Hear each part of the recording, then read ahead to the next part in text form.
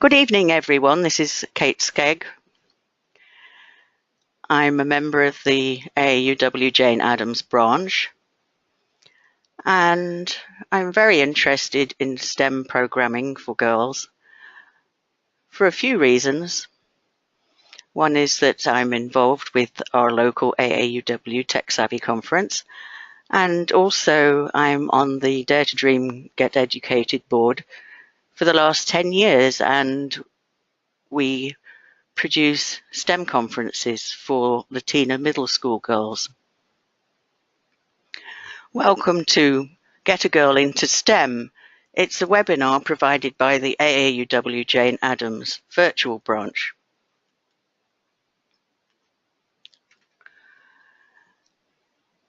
I'd like to thank AAUW Illinois because they provided us with a local engagement grant which provided money to purchase the GoToMeeting webinar platform.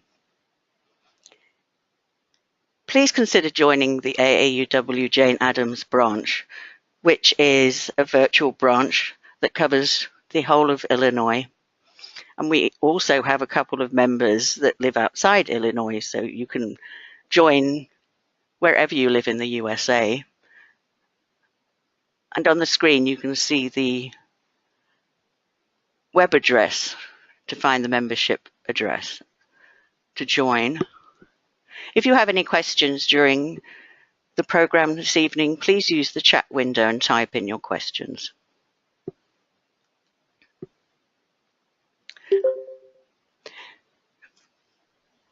This evening, we have two STEM experts who are going to discuss strategies for getting girls into STEM and why it's important.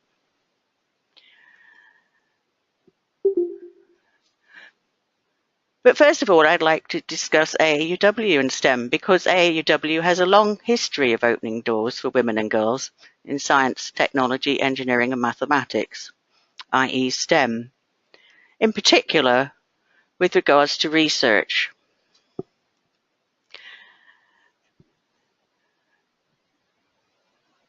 AAUW's most recent research report is called Solving the Equation, the variables for women's success in engineering and computing, which asks why there are still so few women in the critical fields of engineering and computing, and explains what we can do to make these fields open to and desirable for all employees. And on my slide, I've put the address to download the research report from aauw.org. And interestingly, you can download the executive summary either in English or in Spanish. And I know our speakers will refer to a previous research report called Why So Few, which is still very, very relevant to STEM. It's very important to encourage girls to go into STEM careers because women with college degrees earn more than women without, and women with a college degree in STEM earns even more. They'll earn 27.7% more than comparable women in non-STEM jobs.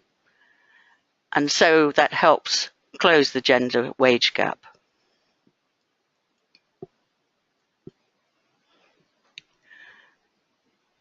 We have two speakers this evening. We have Patty Sievert, who's the Director of STEM Outreach at Northern Illinois University. Patty's very keen to remind us that it is STEAM outreach these days, and I hope she'll explain to us the difference between STEM and STEAM. The STEM Outreach Unit provides STEAM programming to thousands of people throughout Northern Illinois and from around the world each year. Our other presenter is Veronica Arioli. She's the director of the Las Ganas program at the University of Illinois, Chicago, and she was previously the director of the Women in Science and Engineering program called WISE at the University of Illinois, Chicago. So she's been there for a very long time. And I met them both through the NGCP, the National Girls Collaborative Project. And I know that Patty's going to explain all about that to us as well. So first of all, I'd like to change over to Patty. I'm going to change the screen to Patty. Okay. So if you just bear with me for a couple of minutes, I'll change the screen over.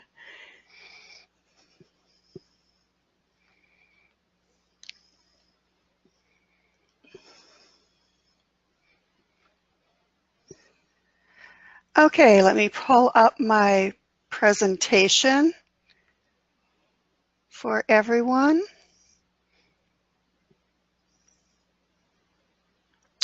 Good evening. As Kate said, I'm the Director of STEM Outreach at Northern Illinois University. We're transitioning into NIU STEAM.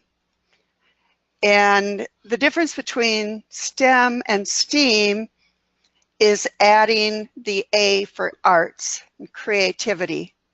There's always been a creative aspect to what we do in STEM, because if you're going to be an engineer, you have to create. You're creating new ideas. It's part of the problem-solving process.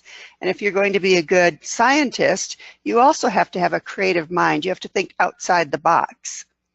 So that's how the arts fit into STEM in the most narrow sense. But it's also long been known that the arts, and especially music and visual arts, really help the brain make connections that really help with creativity all the way around.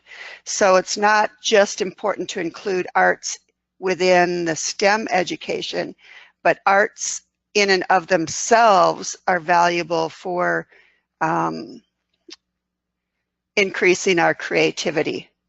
I just want you to know that I'm sitting here talking with my hands, just just in case. I know you can't see that, but I am. My background is I actually have an undergraduate degree in art and design. I grew up in rural Minnesota, where my only college-educated role models were my teachers, and that was it. So I had no idea what an engineer might do or a scientist. And so even though I was a top science student and the valedictorian, and I did go to college, I was the first in my family to go to college, but it took me 5 years of floundering around even to get the art and design degree. It wasn't until after my high school 20-year reunion that I went back to become a physics teacher, and enjoyed myself so much that I stayed and got my master's, taught for a while, and then I ended up back at NIU, first in physics outreach, and then we began the STEM program. So tonight I'm going to talk about a couple of things that affect how girls and young women think about themselves in terms of STEM. The two are research-based. They are reported on in the Why So Few book that I'll tell you about in a moment. One is stereotype threat and one is growth mindset. Then I'm also going to transition into the SciGirls 7. And SciGirls is a PBS program out of Minnesota, and they have taken all this research and distilled it down into actionable advice for people that work with girls in informal and formal education. 7 pieces of advice, so they call it the SciGirls 7. You can find that on scigirlsconnect.com. It's a website with a lot of resources for teachers and educators that go along with the programming at SciGirls. SciGirls is a really cool program. that I'll mention more when we talk about role models, because it really fits in with that. Then I want to briefly introduce you to STEM Divas. It's our program at NIU to get the really young girls into STEM. And then a few other examples. So as Kate mentioned, there was a report pulled together by AAUW called Why So Few? It's actually a meta-study that explains and summarizes the results of 8 research studies. You can download the report at aauw.org, and at that address there's also an email where you can contact the researchers involved in those 8 studies. The 2 studies that I'm going to talk about fit into the first of 3 categories that were covered in the book.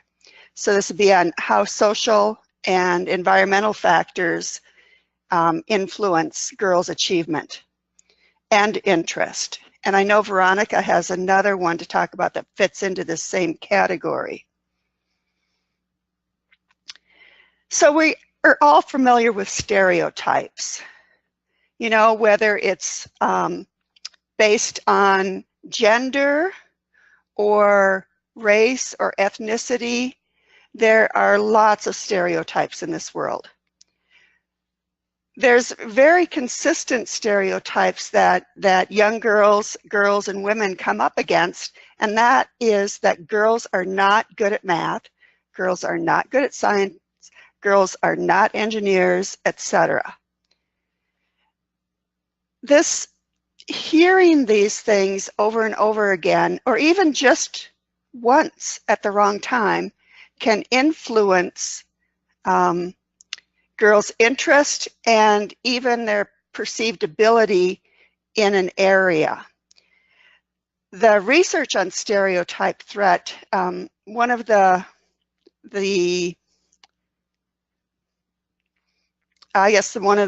most famous studies had groups, cohorts of men and women in college that were going to take this math test. And in one group, the instructor comes in at the beginning and says, I'm going to pass out these tests.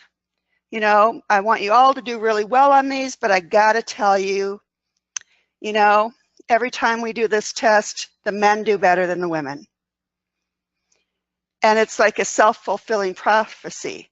You can see on the screen here that the people taking the test, after hearing the stereotype threat, the women do much worse than the men. You take a very similar group of students and give them a test saying, hey, got a test here? It's not necessarily an easy test, but you know what? Everybody does about the same on this test. And then there's no stereotype threat influence. The women students do on par with the men. Interesting thing with this is it also has an effect on other underrepresented minorities. But if you do the same thing with white males, it doesn't affect them. They, you know, it's kind of like it's built in already to them that they're going to do okay on this. Now, what can we do about this? You know, we're going to send our daughters off to college. We're going to have students of our own in class or in our programs. What can we do? Well, one of the things we can do is expose girls to successful female role models. Okay, so part of a stereotype is not being able to see ourselves as doing well in an area. But if we can see successful women, and if we've got girls of color, to show them successful role models that look like them as well, we can partially overcome this.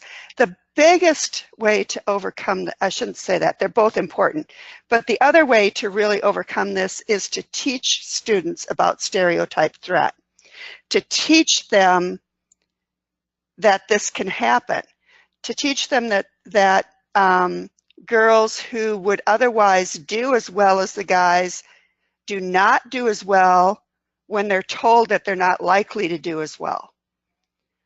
So in that case, it's kind of like inoculating them. We're giving them a vaccine against stereotype threat so that when they hear it in the classroom or when they hear it from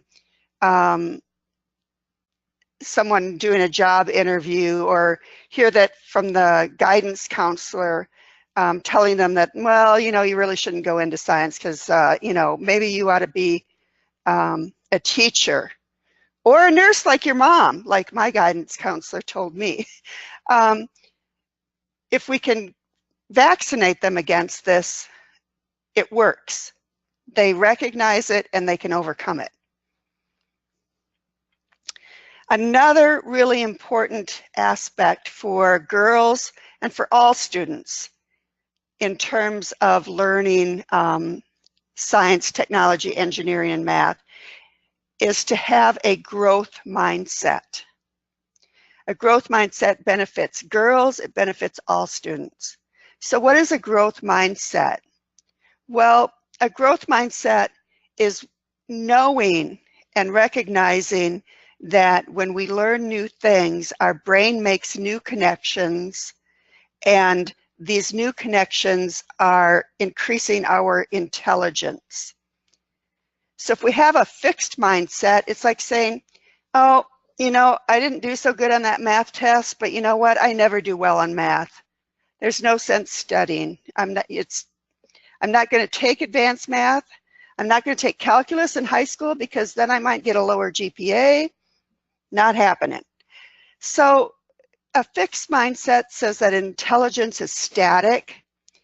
It leads to a desire to look smart by not taking that calculus class, not taking physics in high school, avoiding challenges, giving up easily. You know, why work at it if it's not going to, you know, I'm not going to do good anyway. Why study?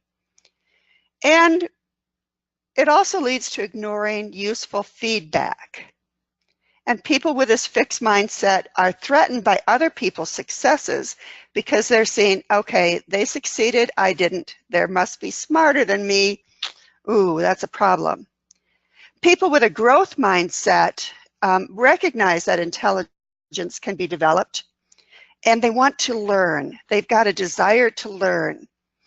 They embrace challenges, and they persist despite obstacles because they know it's possible to learn. And they understand that effort is the way to master a subject. They also understand that they can learn from criticism. It's okay to fail as long as you learn from it. That failure aspect is a big thing in our STEM education in terms of the engineering design cycle, understanding that we learn from failure. And people with a growth mindset really can be inspired by other people's success. They did it, so can I. So what can we do to encourage a growth mindset in our girls? We can teach them that intellectual skills can be acquired. Actually teaching them the brain science behind the growth in intelligence is one way to do that. We want to praise them for their effort, not necessarily the results. The way that they've worked hard at something, highlight how hard they've worked at it, what they tried. Another thing to recognize is that even the kids who don't struggle, we still need to emphasize the growth aspect of this. We're not, one of the things I learned when I studied this is we are not to tell a girl that she's smart. Well, what do we tell her when we want to compliment her? We tell her that we can see that she really worked hard on this, or We can ask questions. How did you accomplish that? What did you try to do that? And we can praise the effort and the strategies that she used. If we tell her she's smart, we're feeding into the fixed mindset. Okay, it's just, it's as bad as telling her that she's not smart and with a stereotype threat, but it has kind of like a ticking time bomb, because when she hits that class where she has to work harder, whether it's algebra in 8th grade or physics in 11th grade or chemistry in college, when she hits that course where she's really struggling to learn, she won't struggle, because she'll look at it and go, okay, I was smart in all those other areas. I'm not smart in this. Time to give up, time to change majors, time to move on to something else. So we have to work at that along the way. Okay, so the SciGirls 7. So these are the 7 actionable suggestions of what we can do when we're working with girls, either in informal or formal education. And it works for other underrepresented groups as well. So girls like to chat about things, they like to talk it out. And when they can participate and communicate fairly and safely, this works even better. That means it's not likely to be successful for one girl in a group of 5 boys. More successful for a group of all girls, or a group of maybe 2 girls and 1 boy might work better. Girls, like everybody, are motivated by projects they find relevant to themselves. Here I've got a photo of my daughter in one of our Exploring STEM Through Art courses, summer camps at NIU. They're anodizing titanium. She's now a graphic designer. Girls enjoy hands-on and open-ended projects and investigations. A lot of us do. So we want to give them the opportunity to do something of their own, open-ended, doesn't have a set, specific, fixed answer. On the right is the first image of one of our STEM divas, and more about them in a moment. Okay, girls are motivated when they can approach projects in their own way, applying their creativity, their unique talents, and their preferred learning styles. This sounds like good educational pedagogy for everyone. Again, we have more pictures of our STEM divas. One of the things that we do with our divas, this is for a group of girls that are age 7 to 10. We noticed that even with our other efforts to include girls in our programming, that even the elementary girls were hanging back and letting the boys do the work, letting the boys have the fun. And so we decided to do a program just for girls with the really young kids. And we called it Divas. It was the idea of one of my colleagues. And in a sense, we're taking back the word diva at one of its original meanings. So a woman who is really good in her field and confident in her own self. And we get the girls doing things such as teaching them to solder, teaching them woodworking. Here on the left, you can see they're working on with a 3D printer. We do engineering design challenges with them. They do service projects with animals and nature and ecology. And they do girly girl things too. The girly girl, that's the words of my colleague who wanted to start the program. So they make lip balm, they make bath bombs, they make soap, but they also do these other things that will increase their confidence when they get into a co-ed group. So we're moving on with the SciGirls 7. Girls' confidence and performance improves in response to specific positive feedback on things they can control, not smart or dumb, but things such as effort, strategies, and behaviors. Again, this is the number 5 here is the one based on the growth mindset research. More of our STEM divas, and on the right, an after-school program that I worked with in a dual language school in Rockford. Number 6, girls gain confidence and trust in their own reasoning when encouraged to think critically. On the far right, we have some girls in an Olympic, physics Olympics that I created. They're trying to figure out how the bulbs are wired inside the box. In the center, Shayna was a mechanical engineering student intern with me one summer while we were creating laser displays for the year of the laser 2010. And this is one of the ones that she worked on and built. And on the left, again, the girls at the after-school program. Number 7, girls benefit from relationships with role models and mentors, right? Here on the left, we have an image from the Science Spooktacular program that I worked on, with our program, NIU STEM Outreach, and 2 AAUW chapters, Aurora and Naperville, I believe.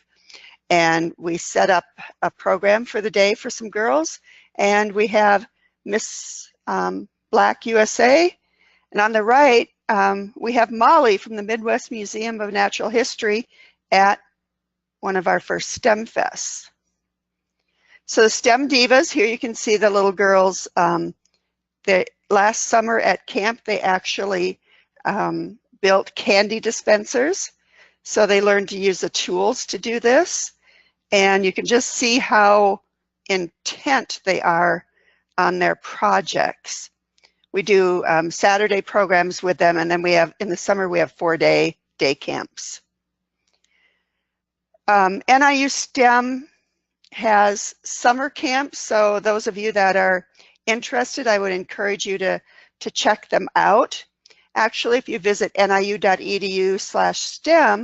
you can sign up for our e-newsletter and find out STEM Fest is likely to be either October 20th or 27th. I'm hoping to know within a day or so.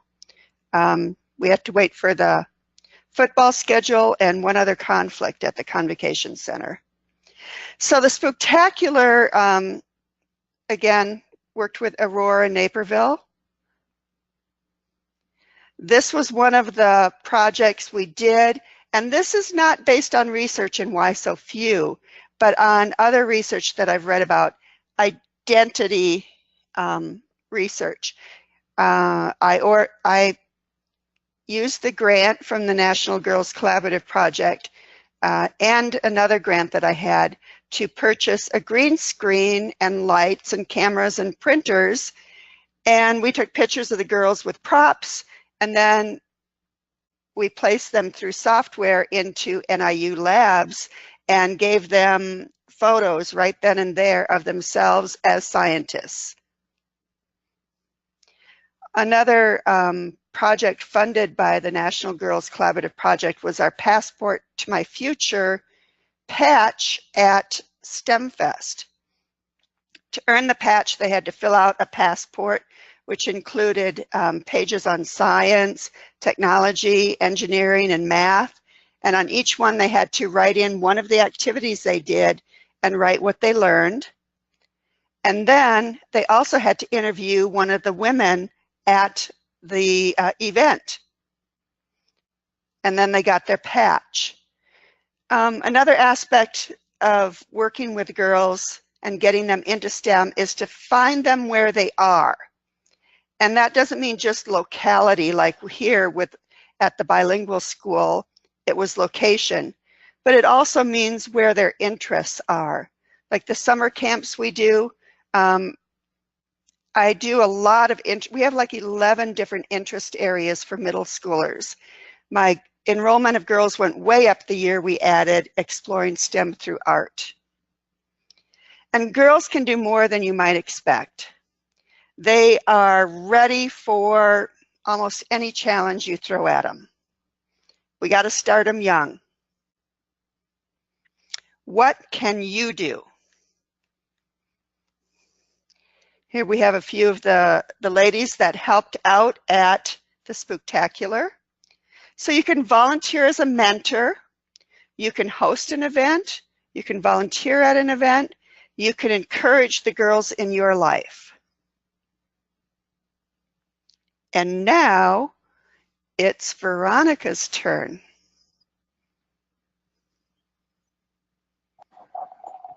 Hello, everybody. I am waiting for the screen to go onto my computer, but while we're waiting for that, I just wanted to say hello. I have an introductory slide I'm waiting to pull up.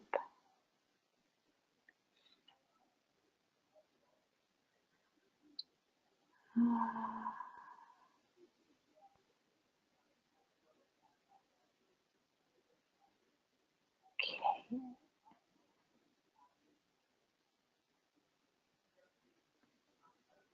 Patty, did you give me the screen or did you give Kate the screen? Oh, here it goes. Hello, everybody. Now I see yours, and I was talking to you with it muted, so okay, great. All over to you. All right, wonderful, thank you. All right, everybody seeing that? Okay, does everyone see the PowerPoint? Okay, great. Yes. Thank you. So thank you for Kate for having me on tonight. So a little bit about me, as Kate said earlier, I've worked on diversity and STEM issues at the University of Illinois at Chicago for over 20 years, actually now. My background is in biological sciences and women's studies, as well as my master's is in public administration and gender and women's studies. So I went from just looking at the issue of women in science to trying to look at the systemic root causes and how organizations need to change in order to address these women in STEM issues. In 2009, when I was with the Women in Science and Engineering program, we were awarded the Presidential Award for Excellence in Science, Mathematics, Engineering, and Mentoring. So, as mentioned before, why so few? The AAUW report, as Patty has already covered, some really great points from this report. I really do encourage people, if you've not read this, if you haven't read it for a while, to go and download it again. It's free, very accessible. It's a great resource to point teachers and parents to. I feel like it's a fairly easy and accessible read. Doesn't have a lot of jargon in it. It explains concepts like stereotype threat, growth mindset, as Patty covered really well.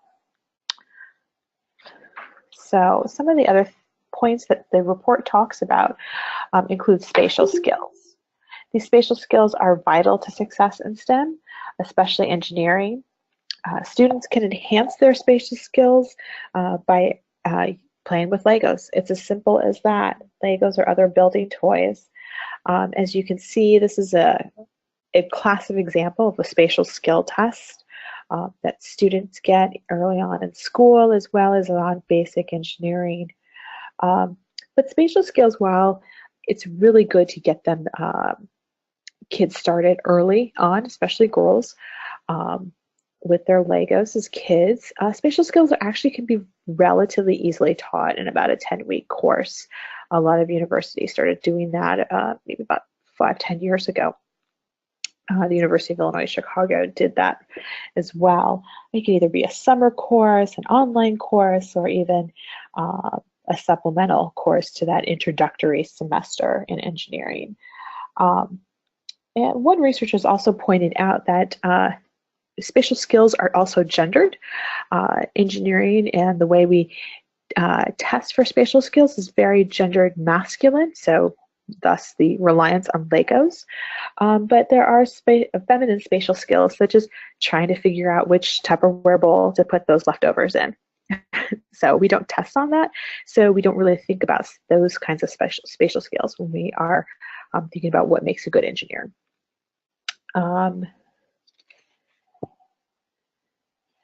So a lot of the tips I give parents and teachers about getting a girl into STEM is, first, let girls break things apart.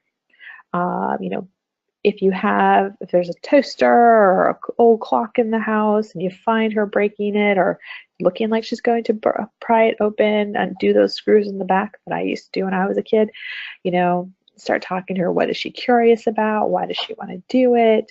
Maybe even go out and buy, you know, if you see an old clock at a garage sale, pick it up and, you know, have it around the house for a girl to break open, because the fact that she wants to break something apart or see what's inside is curiosity, and that's really so important to being a good scientist or an engineer is curiosity. Of course, supervise your kids when they break things apart, especially when they put it back together to see if they work, especially if they have to plug it into the wall. I say let them get dirty.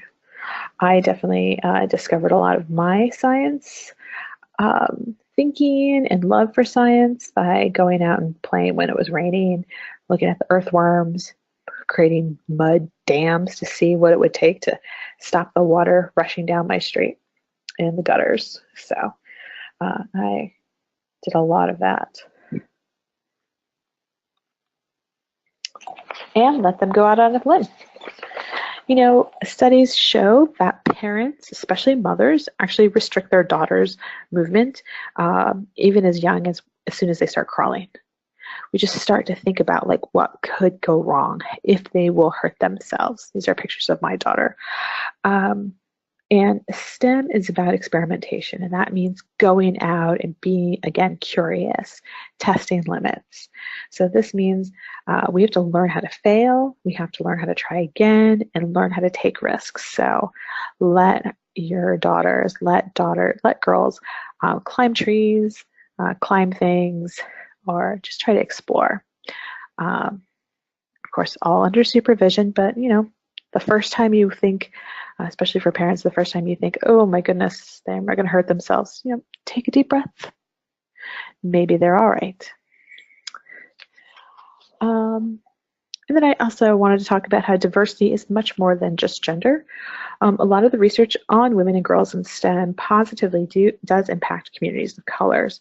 And it does take intentionality to make sure that your program is racially diverse, as well as diverse in terms of ability, sexuality, rural, urban, and socioeconomic status.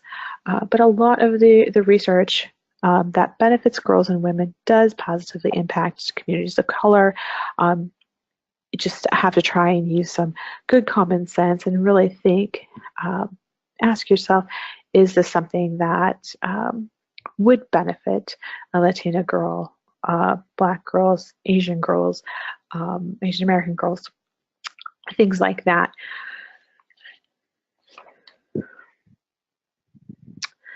And then mentoring. Mentoring works. It's plain and simple. You just need to get more of it out there, get more girls involved in it. We all need role models to aspire to, and we need leaders who will guide and mentor us as we follow their footsteps or embark on our own path, and will give us advice as we make our own path. There are a lot of mentoring models. Peer, that's, which is what I often do at UIC, is match up students who are juniors with incoming students. Or professional. There are some programs where, an undergraduate might be paired with a professional, a woman who's already well established in their career.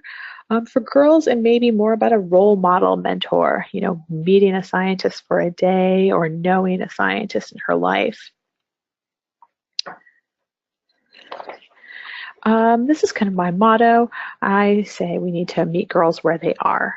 So when we are trying to get more girls involved in STEM, we can't just meet a girl and say, you're smart, you're really good at math, so you should be an engineer, which is what I still hear from students, that their advisors in high school say, you're good at math, you should be an engineer, and go figure out which engineering. But try and ask girls what they're interested in. If they're interested in fashion, talk about manufacturing. If they're interested in makeup, chemistry. If they're interested in music, technology, sound mixing, all of those sorts of things. A couple of years ago, I published a op-ed in USA Today talking about how sparkly girls choose sparkle science sometimes, and we just kind of have to get over it. It took me a long time to get over it. So yeah, I don't want to see every microscope on the market pink for girls, but we all know there's that girl that it has to be glittery for her to have any sort of interest in something. So choose your battles. Today, as Kate was saying, now I am the director of what we call Las Ganas at UIC. This is our Hispanic Serving Institutions STEM grant, where the different models that we're using within the program are transition coaching, working with students before they get to UIC and after they get to UIC, peer mentoring, as I mentioned before, a 2-year research fellowship, also increasing the number of our peer-led study groups, as well as cultural dialogues. We're trying to create curriculum. We are creating curriculum that helps Latinx students have conversations about their emerging science identity and merging that with their Latinx heritage and not seeing them as in conflict. And so there's my contact information. If you have any further questions later on, feel free to reach out to me or just go on our website, hsi.uyc.edu, to learn more. Thank you so much.